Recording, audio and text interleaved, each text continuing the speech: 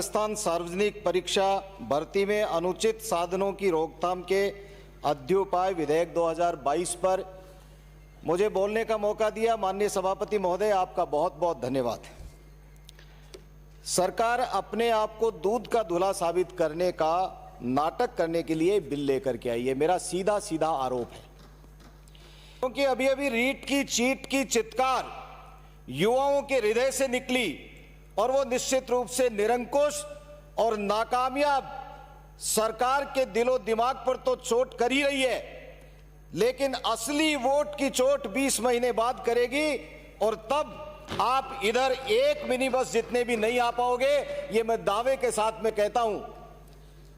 रीट उत्सव मनाया, सरकार के मंत्री शिक्षा मंत्री जी का बयान आया कि ये उत्सव है। क्या हुआ उत्सव? सरकार की मिली भगत से ये लोगों के भविष्य को खराब करने का उत्सव आप लोगों ने मनाया और वो चित्कार राजस्थान के युवाओं के हृदय से निकली हुई वो चित्कार पूरे देश के अंदर फैली और उसकी बददुआ निश्चित रूप से उनके परिवारों की बददुआ आप लोगों को लगेगी। ये मैं हृदय के अंतःस्थल से आप लोगों को कह रहा हूं। सरकार ने कहा, फिर उसके बाद एक बयान आया कि नकल हुई नहीं। राजस्थान सरकार के मुखिया का बयान आया कि नकल हुई नहीं और उसके बाद में जब पूरे चिथड़े खुलने लगे तब जाकर के आपकी आंख खुली और तब आपने स्वांग करना शुरू कर दिया। कानून बहुत बनते हैं माननीय सभापति महोदय, लेकिन वो कानून किस तरह से लागू होने चाहिए यह सरकार की मन स्थिति के ऊपर और सरकार की इच्छा शक्ति के ऊपर डिपेंड करता है। सरकार कानून तो बना देती है और सरकार को यह मालूम है कि ये कानून को तोड़ने वाले, अपराध करने वाले लोग ये हैं, चिन्हित भी हो जाते हैं। लेकिन उसके बाद में सरकार की इच्छा शक्ति तो बजाय उन षड्यंत्रकारी लोगों को सजा देने के, सरकार की इच्छा तो यह रहती है कि कैसे इन हमारे चहेते लोगों को बचाने का काम किया जाए और यही इस रीट की चीट के अंदर राजस्थान की सरकार ने भी किया। बड़े बड़े मगरमच्छ बचते चले गए, छोटे छोटे लोगों को जो बेचारे चीख चीख कर कह रहे हैं कि मैं दोषी नहीं हूं, इसके अंदर दोषी कोई और लोग हैं। उन लोगों को सजा के तौर पर उनको एक दिखावा करके अंदर भेज करके और उसके बाद में सरकार ने इतिश्री करने का काम कर लिया। अभी इस बिल के अंदर दिया है कि एडिशनल एसपी लेवल के अधिकारी से नीचे कोई अधिकारी जांच नहीं करेगा।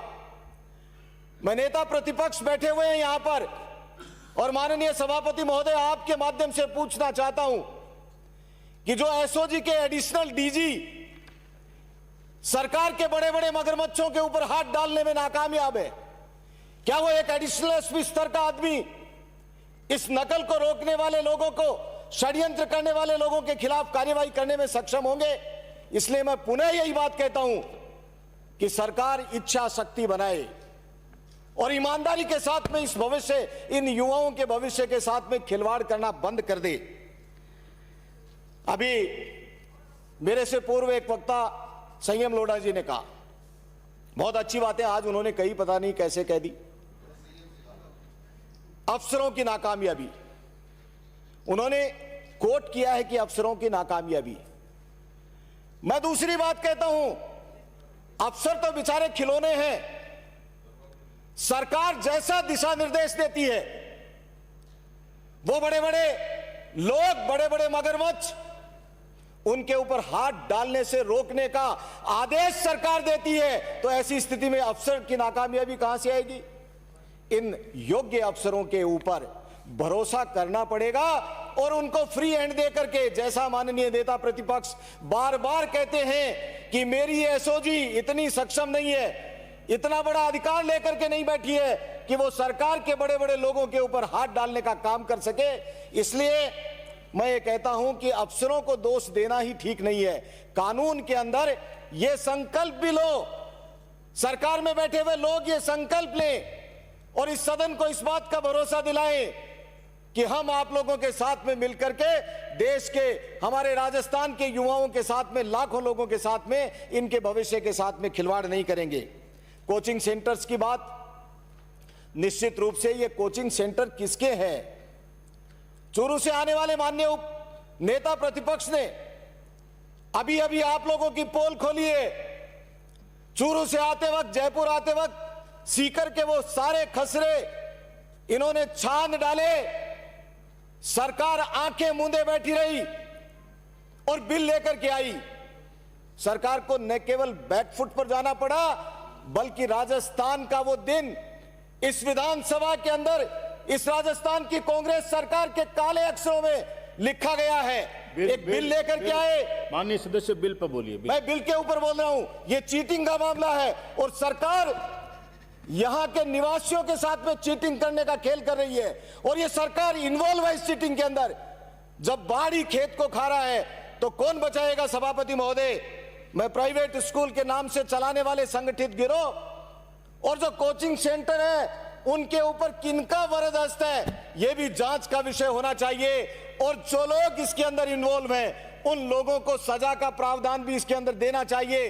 बड़े बड़े लोग नाम तो बेनामी रखते हैं, लेकिन सारा खेल वहीं से होता है। उन कोचिंग सेंटर के ऊपर 80-80 लोग सेलेक्ट हो जाते हैं और दूसरे कोचिंग सेंटर, दूसरे जो सेंटर हैं एग्जामिनेशन सेंटर, उनके ऊपर 5 लोग भी सेलेक्ट नहीं होते हैं। यह क्या प्रश्न चिन्ह नहीं लगाता है कि वहां पर चीटिंग हुई है, वहां पर नकल हुई है, तो क्या उनके खिलाफ कोई कार्यवाही की जाएगी? इस बिल के अंदर कहीं भी नहीं लेकर के आए हैं। माननीय सभापति महोदय, महिलाओं के मंगल सूत्र तक उतार करके एग्जामिनेशन के अंदर प्रवेश दिया गया। हम इससे ज्यादा और क्या कर सकते हैं, क्या कड़ाई कर सकते हैं? लेकिन उसके बावजूद भी हम चीटिंग को रोकने में नाकामयाब रहे। तो सरकार इस बात का विश्वास दिलाए और युवाओं का विश्वास उठ गया। आज मेरे इलाके के बहुत सारे युवाओं ने पिछले दिनों कई बार मुझे यह कहा कि एमएलए साहब, हमारा सिलेक्शन तो नहीं होगा। मैंने कहा क्यों भाई? कि हमारी कोई सेटिंग नहीं हुई। ये ईमानदारी से कह रहा हूं सभापति महोदय। कई लोगों ने, जैसे भाई बलवान कह रहे थे कि हम लोगों को भी संपर्क करते हैं कि साहब कोई तरीका बता दीजिए। भैया, हमारे पास कोई तरीका नहीं है। हमने यहां तक भी कहा कि साहब सरकार में बैठे कुछ लोगों का नाम लेकर के कहा, उन्होंने, मैं नाम नहीं लूंगा, उन्होंने कहा कि साहब आप पहले कांग्रेस में रहे हो, आपकी तो उनसे जानकारी होगी, आप हमारे को उनके पास तक पहुंचा दो। मैंने कहा ये खोटा काम हमने न कभी जिंदगी में किया, न करेंगे। तो ये आज के युवाओं से, युवाओं के मन से इस सरकार के प्रति जो विश्वास उठ गया, उस विश्वास को बनाने का काम सरकार करे। मैं ज्यादा लंबा समय नहीं लूंगा माननीय सभापति महोदय, 2 मिनट के अंदर मेरी बात को विराम दे दूंगा। और लास्ट में आपको तो पता है, अंबेडकर जी की मूर्ति लगाने की बात तो जरूर करूंगा, क्योंकि संविधान के निर्माता, फिर कानून बन रहा है। बिल पर बोल दीजिए प्लीज। तो फिर कानून बन रहा है, इसलिए अंबेडकर साहब की मूर्तियां लगाओ, उनके दिए हुए संदेश को जगाओ, देश के अंदर शिक्षा का अलग जगाओ, संगठित रहो और संगठित रह करके इन युवाओं के भविष्य को बचाने का काम करो। अंत में माननीय सभापति महोदय, कानून तो लाओ, लेकिन कानून का इंप्लीमेंटेशन ऐसा करो जैसा यूपी के मुख्यमंत्री आदित्यनाथ योगी जी ने करके दिखा दिया। बुलडोजर चला दिया। बुलडोजर बाबा के नाम से क्यों फेमस हो गए? इसलिए फेमस हो गए कि उन्होंने युवाओं के साथ, महिलाओं के साथ, नौजवानों के साथ और उत्तर प्रदेश में रहने वाले प्रत्येक नागरिक के साथ में यदि किसी भी व्यक्ति ने कोई भी अपराध घटित करने का काम किया तो उनको नेस्तनाबूद करने का काम योगी आदित्यनाथ जी ने किया। और उसका परिणाम क्या आया? उसका परिणाम आया, मैं उत्तर प्रदेश के चुनाव में मेरी पार्टी की तरफ से गया था माननीय सभापति महोदय। वहां पर मैंने लोगों से पूछा कि क्या करोगे? अमन चैन की जिंदगी जिएंगे और योगी जी को लाएंगे। कोई जाति धर्म संप्रदाय नहीं, जाति धर्म और संप्रदाय से ऊपर उठ करके यदि किसी ने काम किया तो देश के प्रधानमंत्री नरेंद्र मोदी और योगी जी ने किया। और यही काम करने की अपेक्षा मैं इस राजस्थान की सरकार से करता हूं। मैं माननीय सभापति महोदय, युवाओं के भविष्य को चकनाचूर करने का काम ये सरकार बंद कर दे। ये युवाओं की चेतावनी है जो 18 महीने बाद, 20 महीने बाद इस राजस्थान को वोट की चोट दे करके, शिक्षा मंत्री महोदय, आपके हाथ में युवाओं की जिम्मेदारी ज्यादा है। आप समझते हैं मेरी बात को, आप मेरे पुराने दोस्त भी हैं, इसलिए कहिए सरकार से, कहिए मुख्यमंत्री जी से कि ये खेल खेलना बंद कर दें। और अंत में इस शेर के साथ में मेरी बात को समाप्त करता हूं। मेरे हक में फैसला क्या होगा, सभापति महोदय, मेरे हक में फैसला क्या होगा, ये आज के युवा कह रहे हैं, राजस्थान के युवा कह रहे हैं, मैं नहीं कह रहा हूं, मैं तो अब युवाओं के बाद वाली पीढ़ी में आने लग गया हूं। मेरे हक में फैसला क्या होगा जब हाकिम ही मेरा कातिल है, इसलिए युवाओं के भविष्य के साथ कोई न्याय नहीं होगा, क्योंकि राजस्थान की सरकार ही कातिल है। धन्यवाद। जय हिंद, जय भारत।